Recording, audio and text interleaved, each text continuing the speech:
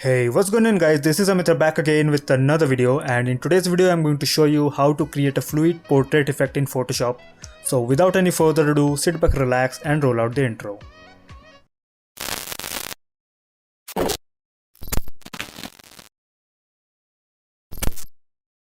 Alright, now we'll take image of the model, copy the layer by pressing Ctrl or Command J.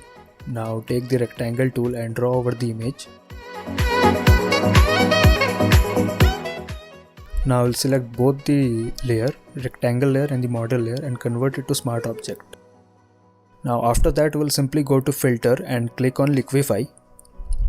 Once the liquify panel is open, simply drag it down according to your choice or preference.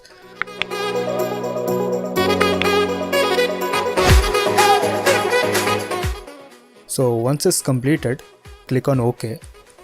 Alright, this is before and this is after. That's pretty much it for this video. This is Amit signing off, and I'll catch you in my next one.